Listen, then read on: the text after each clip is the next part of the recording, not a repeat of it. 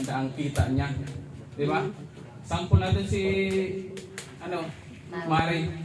So nag-vlog na siya, nagnegosyo pa siya, may kita pa. Yes. So ang gusto ko lang na pwede naman mag-asenso ang atong buhay.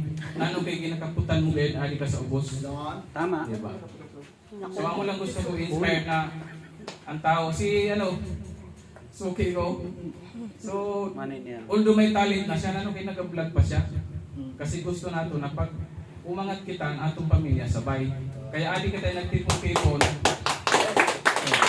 I-aim nato na dapat next year, iba na ang kalibre ko. Pwede na, yan na ka lang, amo ko ni next year, amo ka lagi ako.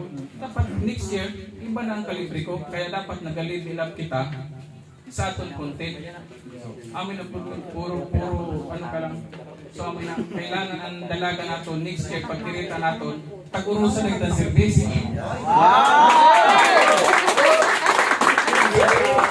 Power! Ang mindset pa, hindi pwede, halimbawa yan ang nagulan, kumita kasi 10,000, ay hindi pwede next month na 8,000 lagi ako. Dapat mag-aim ka times 10. Dili mo ma-reach ang times 10, hindi na-reach mo times 5, o higher na mas higher, and 1 o and 5. So iruksa na dapat ang maging content creator. Dapat aim kita, dili kita pwede sa 2030 o 2030, amo lang gapong kita. Yon. So gina-encourage ko ng iba na ang pag-vlog trabaho, empleyado kita limita. Kailangan natin magising maaga, kailangan natin mag-ayos ang sarili, tapos kailangan natin na maging mahigos. Dili pwede na alas 10 na, nasa higdaan ka pa, trabaho yung kalimita eh. So, anong tawag sana? Early bird Catches. warm.